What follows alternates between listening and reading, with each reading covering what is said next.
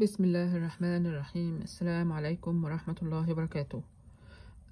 احترس من النصب في المدارس الإسلامية الأمريكية.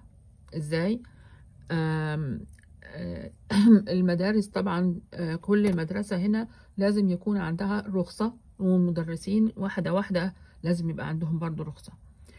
ولكن لما تبقى النظرة عارفة إنه المدرسين ما عندهمش رخصة، طب ده هيمنع في ايه؟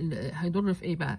هيضر في انه لما بنتي بعد ما قعدت عندهم سنة وما كانتش مبسوطة خالص، واتكلمت انا قبل كده على المشاكل اللي هناك، جينا نحول لها بقى في المدرسة الامريكية اللي قدامنا. فالمدرسة اللي قدامنا شكت في الاسم بتاعها، هما الاسم ملوش دعوة بأي حاجة، بس ساعتها كان في واحد شيخ هنا في أمريكا بيتحاكم وهم طلعوه مذنب. وبعدين بعد كده فهو قال لك لا، ده يمكن دول تبعها. اي حد عربي هيعرف ان ده اسم شخص وده وصف لحاجة معينة للمدرسة يعني. المهم، فالناظر اللي في المدرسة الأمريكية اتصل بالمدرسة الإسلامية وسألها، فراحت هي بمنتهى التعمد قايله له لا، أنا المدرسين عندي مش مرخصين، مدرسة مرخصة لكن المدرسين مش مرخصين. طب ده هيضر في ايه برضو؟ هو بقى ما يقدرش يقبلها، من حقه يقبل او ما يقبلش، بس هو مش هيقبل لان ده لما الا لو عادت السنة بقى، الا لو عادت السنة.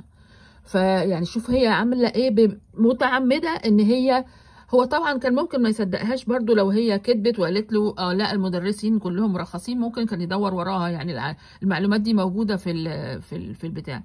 ولكن هي ردت كده منتهى البجاحه، ده حتى هو قال الكلام لينا الكلام دوت، انا مش بظلمكم يا جماعه، دي الست بعظمه لسانها وبمنتهى الثقه قايله كذا كذا كذا. خلاص يعني ضاعت على البنت سنه كامله وفلوس كتيره ووجع قلب في المواصلات.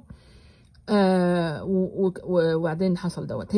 هي كانت متخيله انه احنا مش هنلاقي مدرسه تانية، يعني مش هنرضى ان بنتنا يضيع منها سنه وهنرجعها ليها تاني. بس لا لا لا لا لا، هي دي مدارس؟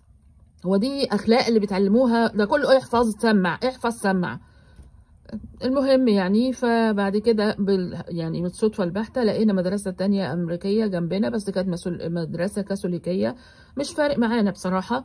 المهم إن هما كانوا بيعاملوها كويس أحيانا، وكنت بسألها كانوا بيودوها الكنيسة اللي هي جنب في نفس المدرسة برضو.